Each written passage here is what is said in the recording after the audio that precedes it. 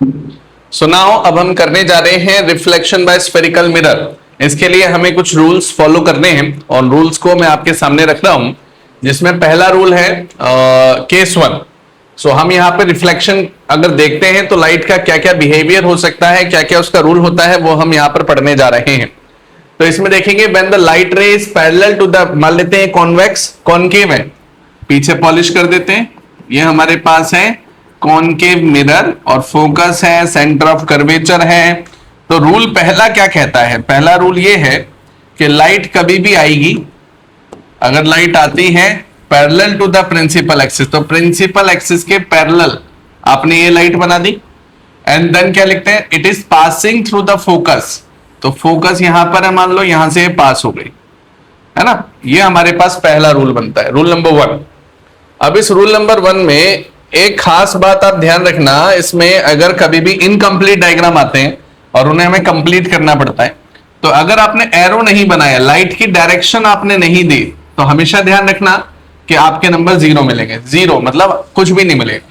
तो शुरुआती दौर में जो रिफ्लेक्शन से पहले जो लाइट रे होती है उसका नाम हम इंसिडेंट रे रखते हैं, और आफ्टर देन इसको हम बोलते हैं रिफ्लेक्टेड रे, एक रिफ्लेक्टेड रे। तो रूल नंबर वन हमें पता लग गया। तो whenever the light comes from source, है ना, incident ray comes from a source, then it is reflected and passing through the focus। Rule number one. फिर आते हैं इसी में हम रूल नंबर टू पर। रूल नंबर टू क्या है? when the incident light ray passes through the focus of a concave mirror, it appear pass through the focus of the convex mirror। मतलब इसको मैं समझाता हूं क्या लिखा हुआ। जब कभी भी लाइट सीधे फोकस पर आके पड़ेगी तो after reflection it is parallel to the principal axis. After reflection it is parallel to the principal axis. तो आप देखेंगे लाइट जो है वो यहां से आई, फोकस से आई और सीधा यहां पे टकराएगी, और टक्कर खाने के तुरंत ही बाद वो कहां हो जाएगी? Parallel to the principal axis. ये हमारा रूल नंबर वन है। अगेन आई रिपीट, एरो देना जरूरी है। तो इस वाली लाइट को हम फिर से क्या बोलेंगे? Incident ray. इंसिडेंट रे ये हो जाएगी, और इसे हम बोलेंगे यहां पर रिफ्लेक्टेड रे। तो रिफ्लेक्टेड रे, तो इंसिडेंट रे एक तरफ और रिफ्लेक्टेड रे, इन दोनों के बीच में एंगल ऑफ इंसिडेंस और एंगल ऑफ नॉर्मल रे तो हमेशा बनेगी। वो मैंने पहले वाले डायग्राम में नहीं दिखाई, इसमें दिखा देता हूं। तो लेट सपोज ये हमारे पास है, तो इस सेंटर ऑफ कर्वेचर से ही जो लाइन है वो पास करेगी, तो ये नॉर्मल रे हो गई आपकी। तो ग्रीन वाली जो आपको दिख रही है ये हो गई हमारी नॉर्मल रे। नॉर्मल रे। ये वाला जो एंगल है इधर वाला, इसे हम बोलेंगे एंगल ऑफ इंसिडेंस, इसे हम क्या बोलेंगे? Angle of reflection. ठीक है, तो ये दूसरा रूल हो गया। फिर तीसरे रूल पर आते हैं। तीसरा रूल क्या होता है? टोटल चार रूल है। हाँ, तीसरा है when the incident ray pass through appear to, मतलब passes through or appear to pass through the center of curvature.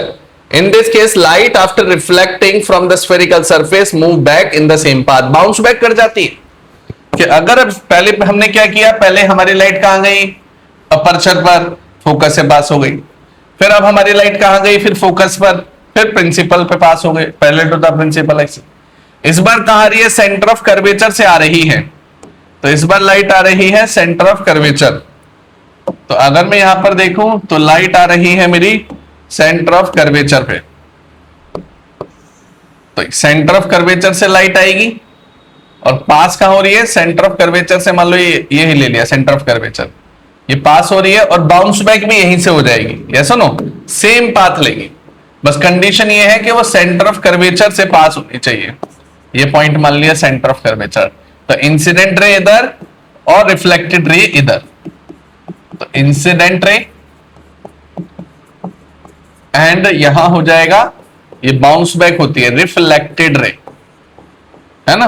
Polish भी कर देना पीछे में। तो ये हमारा तीसरा रूल हो गया। क्लियर है? अब हम अगले रूल की तरफ बढ़ते हैं। चौथा रूल क्या कहता है?